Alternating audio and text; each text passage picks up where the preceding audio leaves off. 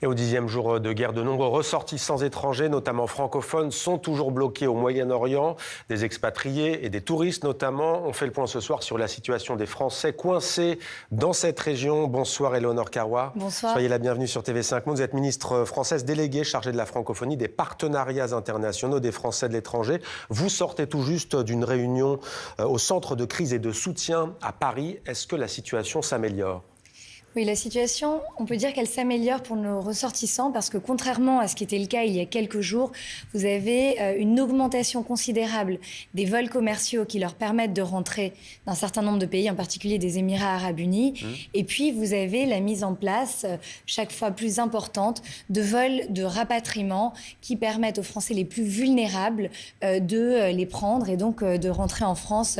Et ça, ce sont des vols qui sont organisés par le ministère de l'Europe et des Affaires étrangères. Combien de Français ont été rapatriés, des vulnérables ? Alors, plusieurs opérations sont en cours et plusieurs vols sont en cours. Mais à ce stade, plus de 1500 personnes considérées comme vulnérables ont été rapatriées par des vols, soit des vols militaires, soit des vols civils, affrétés ou avec des sièges bloqués par le ministère. Qu'appelle-t-on personnes vulnérables ? Les enfants notamment, les parents qui ont des enfants, les personnes âgées ? Oui, cela s'apprécie au cas par cas parce que effectivement, vous avez beaucoup de personnes qui ont des besoins et puis qui ont besoin de rentrer en France, mais ce sont des personnes avec des difficultés médicales ou alors des personnes avec des très jeunes enfants, des femmes enceintes.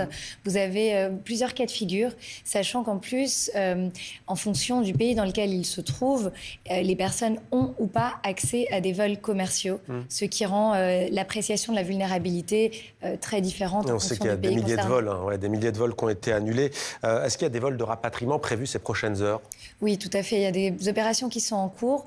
Nous avons pu organiser des vols dits de rapatriement. Je dis dits de rapatriement parce que ça a quand même un coût pour les personnes qui les prennent.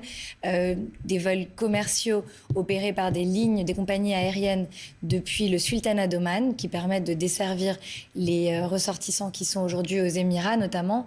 Et puis des vols militaires qui sont partis de la base d'Abu Dhabi.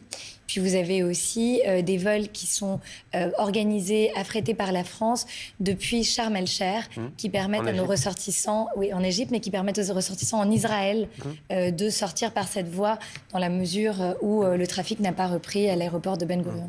Quels sont vos conseils, vos mises en garde ? Attention à quoi ? Aux prix exorbitants, voire aux arnaques aussi qui sont proposées à celles et ceux qui sont dans la détresse ? Vous savez, on parle d'une situation qu'il est difficile à comparer avec aucune autre situation. Des évacuations au Moyen-Orient, nous en avons vécu malheureusement beaucoup.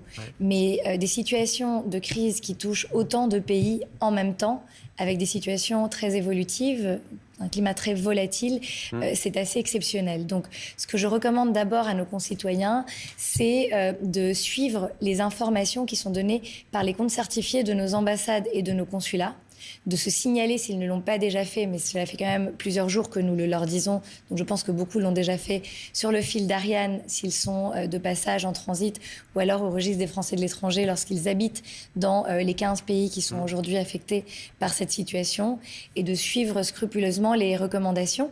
Et puis pour tous ceux qui ont accès à un pays où l'espace aérien est ouvert, d'essayer de prendre un vol commercial. Ce que la France fait lorsque l'on parle des vols commerciaux, c'est deux choses. C'est d'une part assurer qu'il y ait une augmentation de ces vols. Vous aviez jeudi un seul vol en partance des Émirats arabes unis. Depuis vendredi, vous en avez eu 5. Samedi, vous en avez eu 5. Dimanche, vous en avez eu 6. Aujourd'hui, 7. Donc, vous voyez, il y a une vraie augmentation de ces vols commerciaux. Et puis, la France discute aussi avec les compagnies aériennes pour bloquer certains tarifs. Ce n'est pas toujours facile. Nous n'avons pas de moyens de contraindre les compagnies à le faire. Pour que ça reste raisonnable. Mais c'est un effort diplomatique qui est fait, effectivement, pour que cela puisse être le cas. Combien de Français restent bloqués dans la région ? C'est difficile à estimer parce que vous savez, quand ils rentrent, ils ne nous disent pas toujours qu'ils sont rentrés. D'ailleurs, je les incite à le faire. Ça nous permet d'avoir une évolution des flux. Mais ils étaient plusieurs dizaines de milliers à nous indiquer qu'ils étaient dans la région. Donc il en reste vraisemblablement. Même s'il y a la pression des familles ici qui leur demandent de rentrer, mais certains veulent rester. Oui, tout à fait. D'ailleurs, les Français qui résident dans ces pays, pour la plupart, aujourd'hui, veulent rester. Mais la situation évolue, elle est changeante. Et les besoins, les appréciations des familles évoluent aussi. C'est pour ça que nous, on se concentre sur les plus vulnérables en priorité. Les plus vulnérables. Merci beaucoup Éléonore Carrois, ministre française déléguée chargée de la francophonie, donc des partenariats internationaux des Français de l'étranger. Merci à vous. Merci à vous.